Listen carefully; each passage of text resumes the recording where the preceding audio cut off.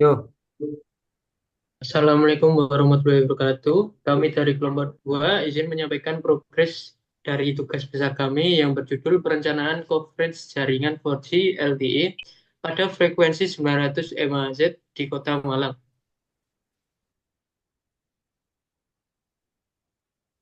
Next.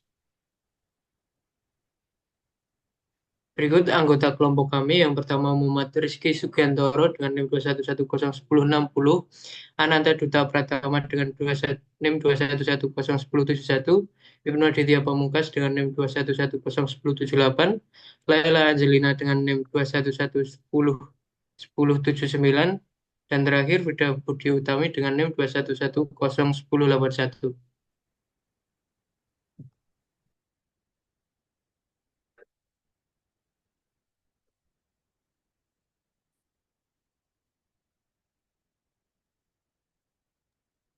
pendahuluan. Perkembangan teknologi telekomunikasi mengalami percepatan yang pesat seiring dengan meningkatnya kebutuhan pelanggan akan layanan komunikasi dan informasi. Salah satu teknologi yang berkembang pesat adalah LTE atau Long Term Evolution. Perencanaan jaringan ini merupakan aspek penting dalam penerapan LTE karena mencakup penentuan cakupan wilayah, kapasitas jaringan, dan optimasi sumber daya yang tersedia agar dapat memenuhi kebutuhan pengguna secara efisien.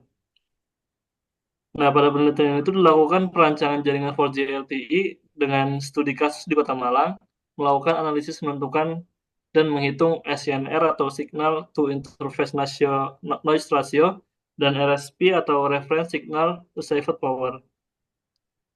LTE ini adalah evolusi dari jaringan seluler untuk teknologi dalam proyek 3GPP. Selain itu, LTE juga bertujuan untuk meningkatkan kapasitas dan kecepatan pengiriman data menggunakan spektrum yang tidak pernah digunakan sebelumnya, menyederhanakan arsitektur jaringan seluler, dan mengurangi biaya pengiriman data, Da- dan menyederhanakan arsitektur jaringan seluler dan mengurangi biaya pengiriman data. Arsitektur jaringan yang lebih sederhana menyebabkan perangkat node-node yang terhubung pada jaringan LTE menjadi lebih sedikit dibandingkan generasi sebelumnya.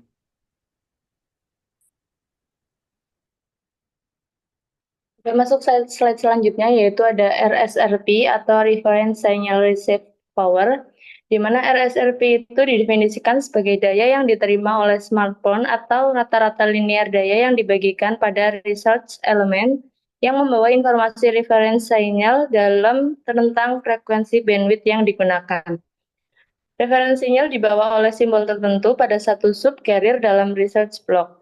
Maka pengukuran hanya dilakukan pada beberapa research elemen yang membawa cell-specific reference sinyal.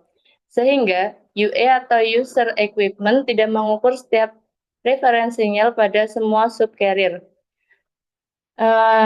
Ini adalah nilai rentang dari RSRP di mana lebih dari minus 90 dBm itu sinyal strength-nya sangat bagus, sampai di kurang dari minus 120 dBm itu sangat jelek.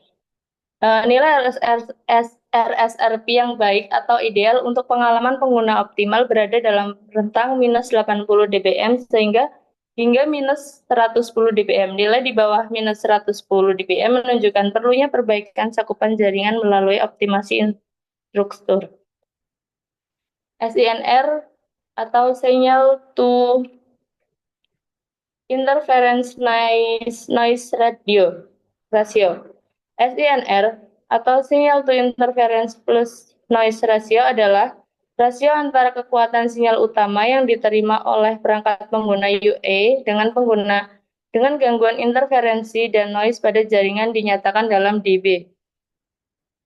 Nilai SINR yang tinggi misalnya lebih dari 12,5 dB itu menunjukkan kualitas sinyal yang sangat baik, sedangkan nilai rendah atau kurang dari 0 dB menandakan kualitas buruk. SINR merupakan indikator penting untuk mengukur kualitas sinyal yang memengaruhi kecepatan dan stabilitas koneksi pada jaringan LTE. Selanjutnya, arsitektur dari LTE. Nah, arsitektur jaringan LTE itu dirancang untuk tujuan mendukung traffic packet switching dengan mobilitas tinggi, quality of service atau QoS, dan latensi yang kecil. Nah, pada arsitektur jaringan LTE ini sendiri dirancang sederhana mungkin, yaitu hanya terdiri dari dua node, yaitu E node B dan Mobility Management Entity atau MME. Nah, pada arsitektur LTE ini terdapat beberapa komponen penting. Yang pertama yaitu UE atau User Equipment, di mana user equipment ini merupakan terminal radio user pada jaringan LTE yang digunakan untuk melakukan hubungan ke jaringan LTE. Nah, nanti yang kedua, uteran adalah sistem arsitektur jaringan sistem arsitektur LTE yang memiliki fungsi menangani sisi radio antar pengguna dan juga EPC. Kita memiliki satu komponen yang disebut E-Node B atau ENB. Nah, yang selanjutnya yaitu EPC atau Involved Pocket Core. Nah, pada EPC ini terdiri dari 5 elemen jaringan, yaitu MMI, BCRF, HSS, SGW, dan juga PDN-GW. Nah, MMI sendiri ini merupakan pengontrol setiap node pada jaringan akses dan dalam melakukan prosedur tracking dan juga packaging package yang di dalamnya mencakup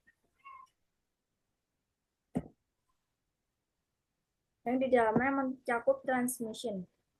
Nah, kemudian PCRF ini merupakan menangani QoS dan juga mengontrol rating dan charging. Kemudian HSS sendiri itu sama halnya dengan HLR atau berfungsi menyimpan data-data pelanggan tetap. Nah, kemudian selanjutnya SGW itu merupakan mengatur jalan atau meneruskan data yang berupa paket dari setiap user. Kemudian PDN-GW itu merupakan penyedia hubungan user equipment ke jaringan paket. Next.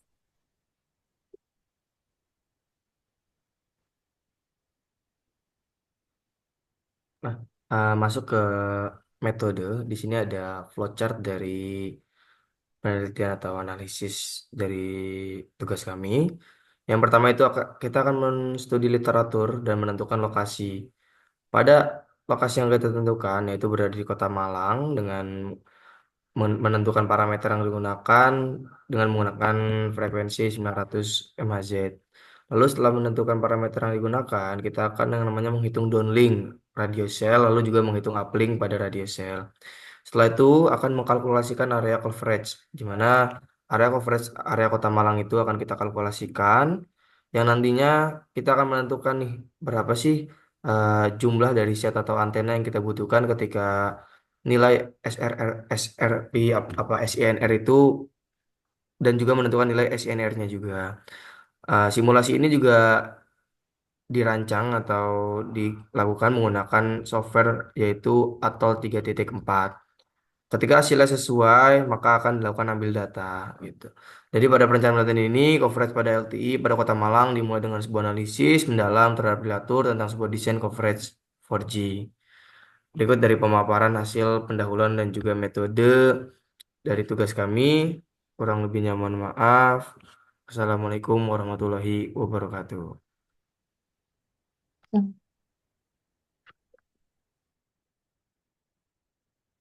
Bu ya, ya, istri potong dikit.